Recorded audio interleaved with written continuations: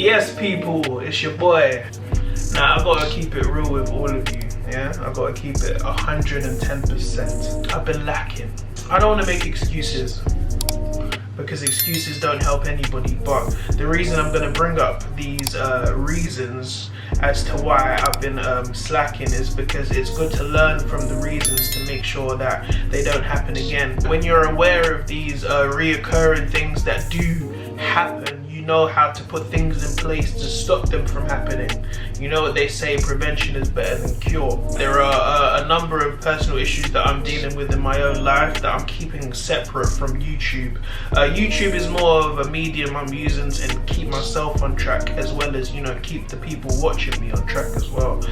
Which is why I'm making videos like this. I'm making videos like this to highlight the fact that, listen, even people that you may see on the internet that look like they have their things together all the time, or look like they have their, for lack of a better word, their shit together all the time, even though certain people have times when they don't have their shit together. I don't want to come across as some person who's trying to be perfect. I am far from perfect. I am not a perfect individual. That's one of the reasons why I haven't uploaded a video in the past month. You understand what I'm saying? I live by myself, so when I get to a mode where I am depressed or not feeling very social, it's up to me to pull myself out of that abyss. I'm not saying that I don't have any strong family connections or strong family pillars that help lift me up, but the thing is that I'm a very independent person. I don't like to burden people with the issues that I'm going through with on my day-to-day basis. Do you understand? It's because I've got this thing in my head that it's like, if all these people didn't exist, what would you do? Like, if you were the only person available and nobody else was there to assist you with some of the things that you were going through, what would you do? And with that mentality, I've learned to deal with things a lot by myself, but also that mentality can also be a bit of a weakness as well, because as well as me saying, what would I do if all these people weren't here, the fact of the matter is, they are here. So utilize them. You understand what I'm saying? It's good to utilize them. When you're living by yourself, when you fall off, yeah, for instance, when you're not as sociable or not as focused or not as motivated as you normally are, it's really up to you to lift yourself up. Do you understand? There's no external forces that are there to lift you up or help you.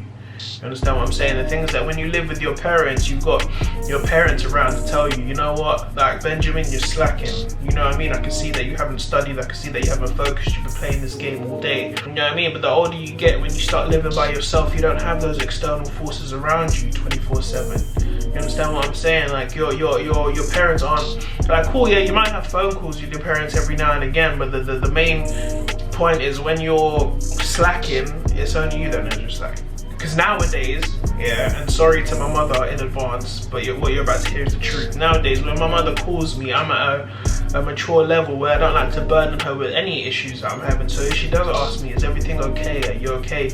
I'll reply by saying everything is 100% fine. Even if things are 20% fine and 80% utter disaster, I'll still tell my mother everything's 100% fine. Why? Because I don't want to burden her with these issues that I may have. She has her own issues. I'm very sensitive to understanding that everybody has their own things that they're dealing with, so I don't like to put mine on top of them. So I'm dealing with a lot of things. I'm making a Wakanda sign.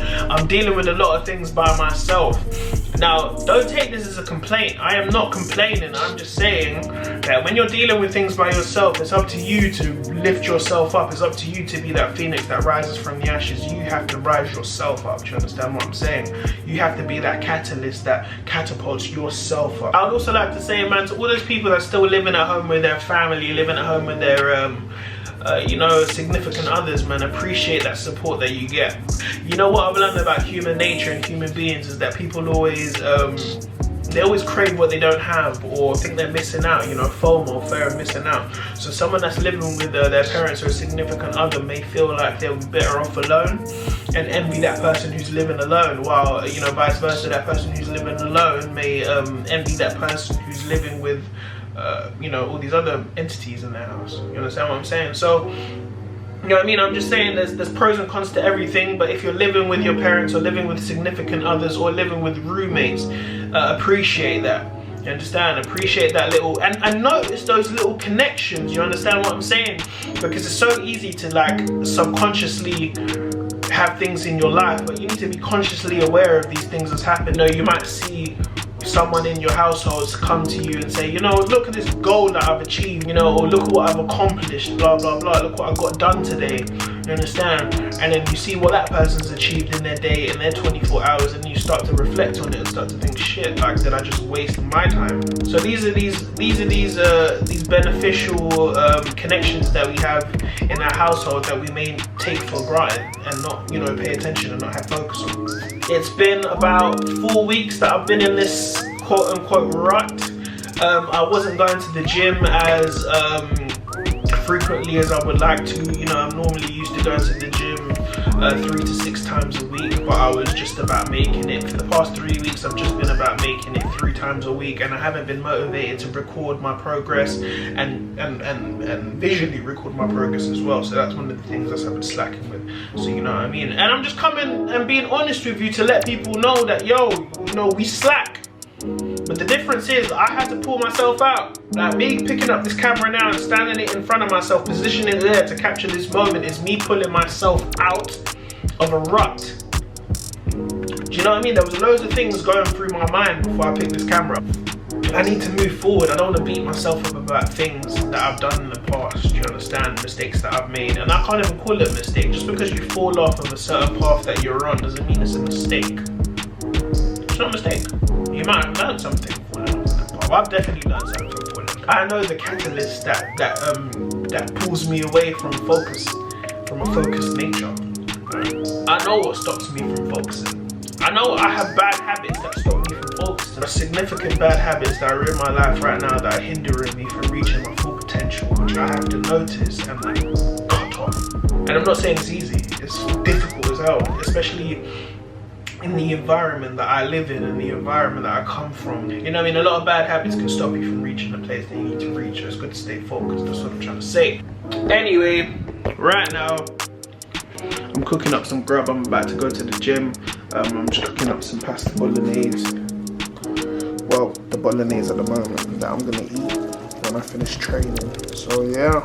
Am I excited about, you know, getting back on track? Of course, man. Who wouldn't be, man? You know what I mean? It's easy to feel hopeless when you are in a rut. It's easy to feel like you may never get your life back on track. But all it takes is that focused mentality. You need to look yourself in the mirror and tell yourself that you will stay focused, that you are worth the challenge of staying focused. It's very easy to slip up, man, especially like when you're in a 9-to-5 job. It's easy to feel like, you know, your 9-to-5 is everything. It's easy to feel like when you go to your 9-to-5 that that's the only work that you're supposed to be doing during the day. You know what I mean? It's easy to go to work and then finish work and then feel accomplished and feel like you've done something, but you're not really realizing that you just contributed to another person's, you know, dream, another person's business, another person's enterprise. You haven't really done anything for yourself. In a song that I wrote recently, I wrote, I'm working 9-to-5, then 5 to 9. 9-to-5 is, yeah, that core income, yeah. But 5 to 9 is everything I'm doing for myself. 9-to-5, I'm working for somebody else. 5 to 9, I'm working for myself. Me picking up this camera right now, this is me working for myself. Me documenting my journey is working for myself. It's all working on my own branding. You understand what I'm saying? So the point I'm trying to make is don't feel like your 9-to-5 is everything. Don't let that be your be all and end all to the amount of work and energy that you put into bettering yourself in your life.